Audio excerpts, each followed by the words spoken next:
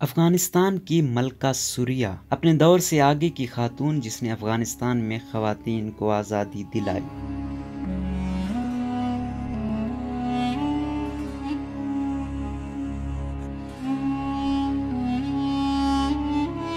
خواتین کو پردہ نہیں کرنا چاہیے اور مردوں کو ایک سے زیادہ شادیاں نہیں کرنی چاہیے، یہ خیالات افغانستان کی ملکہ بننے والی خاتون کے تھے۔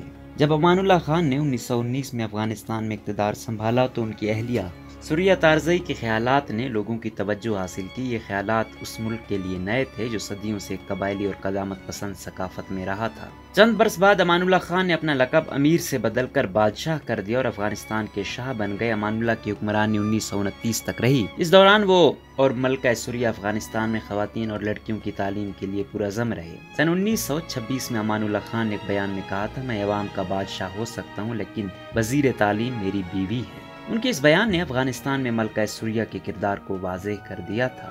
سن 2014 میں دیے گئے ایک انٹرویو میں امان اللہ خان اور سوریہ تارزئی کی سب سے چھوٹی بیٹی شہزادی انڈیا نے اپنی والدہ کے بارے میں کہا تھا کہ میری ماں نے لڑکیوں کے لیے پہلا سکول کھولا اور اپنی 2 بیٹیوں کو سکول بھیج کر دوسرے خاندانوں کے لیے مثال قائم کی تھی۔ جب شاہ افغانستان امان اللہ خان کو 1929 میں اقتدار سے بے دخل کیا گیا تو انہوں نے انڈیا میں پناہ لی، جہاں ان کی سب سے چھوٹی بیٹی بمبئی میں پیدا ہوئی۔ اسی وجہ سے انہوں نے اپنی بیٹی کا نام انڈیا رکھا تھا۔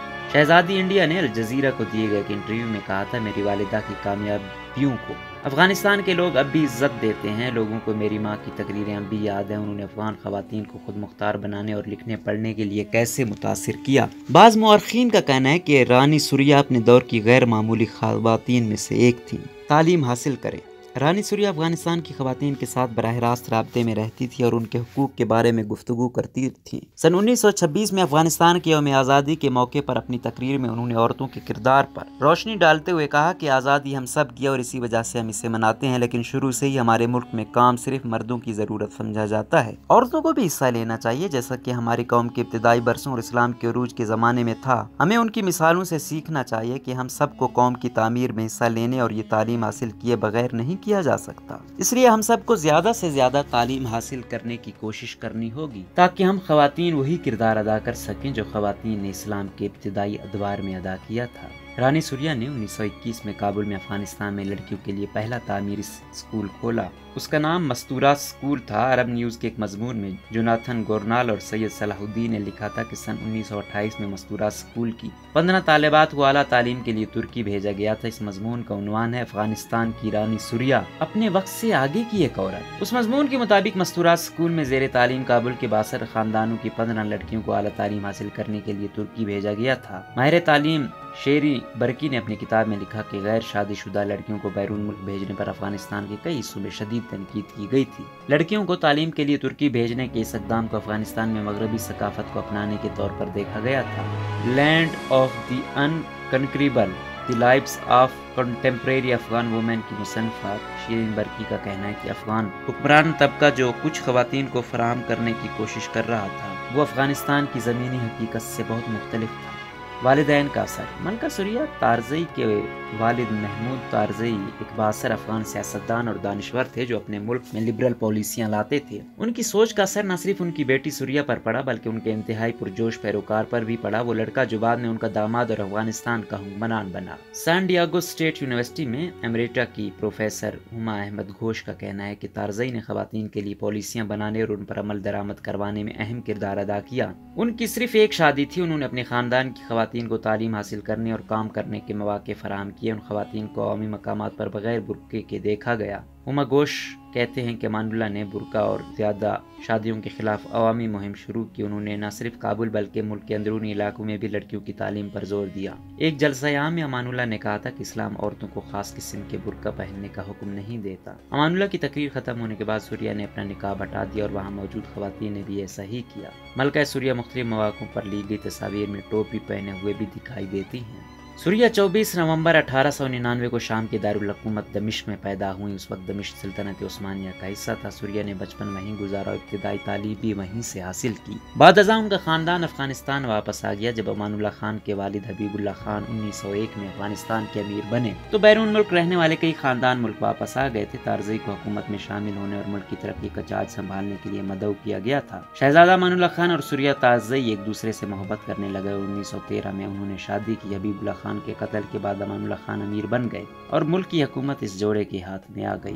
امان اللہ خان نے اپنے ملک کو برطانوی سلطنت سے آزاد کرایا اور 1919 میں اس نے افغانستان کو آزاد قرار دیا۔ الجزیرہ کی صحافی دنیا گوڈ سوزیان نے 2014 میں شائع ہونے والے ایک مضمون میں کہا تھا کہ ملکہ سوریہ نے گھوڑے پر شکار کیا اور آکسفورڈ یونیورسٹی سے اعزازی ڈگری حاصل کی۔ اس کی شامی نژاد والدہ اسما راسمیہ تارزئی نے افغانستان کا پہلا خواتین کا میگزین شروع کیا جس میں کامیاب خواتین اور اسلامی دنیا میں اعلیٰ مقام کی حامل خواتین کے بارے میں مضامین تھے۔ اس میگزین کا نام ارشاد نسواں تھا اور ان کی بیٹی سوریہ اس کی اشاعت میں ان کی مدد کرتی تھی۔ سوریہ نے صنفی مساوات سے متعلق مواد کو بھی فروغ دیا۔ اس میگزین کے بعد افغانستان میں اس طرح کی اور بھی بہت سی اشاعتیں ہوئیں۔ ملکہ سوریہ اور ان کے شوہر نے 1927 اور 28 میں یورپ کا دورہ کیا۔ یہاں انہیں کئی اعزازات سے نوازا گیا۔ گورنال اور صلاح الدین کے مطابق یورپ کے دورے پر انہیں دیکھنے کے لیے بہت سے شہروں میں بہت بڑا ہجوم جمع ہوا تھا۔ اس دورے کے دوران اس شاہی جوڑے نے جو دیکھا وہ ملک واپس آئے اور اسے یہاں بھی نافذ کرنے کی کوشش کی، لیکن اس دورے پر لی گئی کچھ تصاویر نے افغانستان کے لوگوں کو غصہ دلا دیا تھا۔ ان تصاویر میں ملکہ سوریہ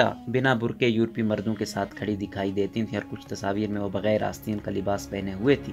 احمد گھوش کہتے ہیں سخت گیر علماء اور علاقائی رہنماؤں نے ان تصاویر کو ملک کی ثقافت، مذہب اور عزت کے ساتھ کھلواڑ قرار دیا تھا۔ کچھ ذرائع یہ بھی دعویٰ کرتے ہیں کہ بہت سی تصاویر کو ایڈٹ کیا گیا تھا اور برطانوی سلطنت سے وابستہ لوگوں نے انہیں افغانستان کے قبائلی علاقوں میں تقسیم کیا تھا تاکہ ملک کو غیر مستحکم کیا جا سکے۔ شاہی خاندان کے خلاف بڑھتی ہوئی ناراضگی تھی کہ آخرکار انہیں 1929 میں ملک چھوڑ کر اٹلی میں پناہ لینی پڑی۔ اس کے ساتھ ان کا افغانستان کی ترقی کا پروگرام بھی رک گیا۔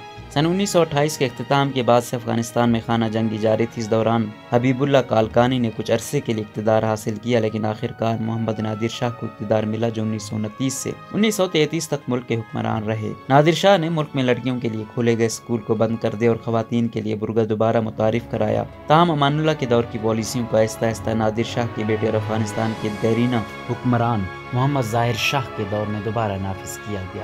ملکہ سوریہ اپنے شوہر کی موت کے 8 سال بعد 1968 میں اٹلی میں فوت ہوئی۔ ان کے جسد خاکی کو فوجی اعزاز کے ساتھ روم ایئرپورٹ سے افغانستان لایا گیا جہاں انہیں سرکاری اعزاز کے ساتھ دفن کیا گیا۔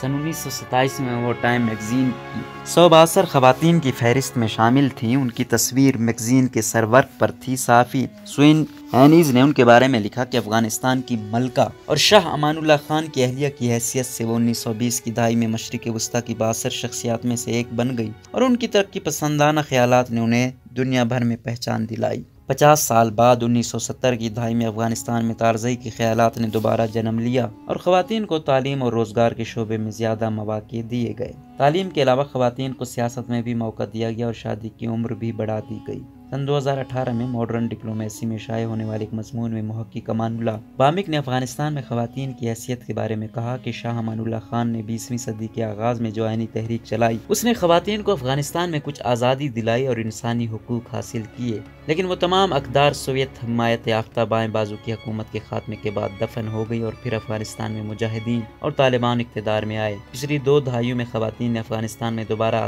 آزادی حاصل کی تھی، لیکن اب ملک پر ایک بار پھر طالبان کا راج ہے اور خدشات ہیں کہ خواتین کو سماجی اور انسانی حقوق کی خلاف ورزیوں کا سامنا کرنا پڑے گا۔ تاہم طالبان کے ترجمان ذبیح اللہ مجاہد نے اصرار کیا ہے کہ افغانستان میں خواتین تعلیم حاصل کر سکیں گی اور کام کر سکیں گی۔ دنیا کی نظریں اب افغانستان پر ہیں۔ ہر کوئی دیکھ رہا ہے کہ اب طالبان کے دور میں افغانستان میں خواتین کے ساتھ کیا ہوگا۔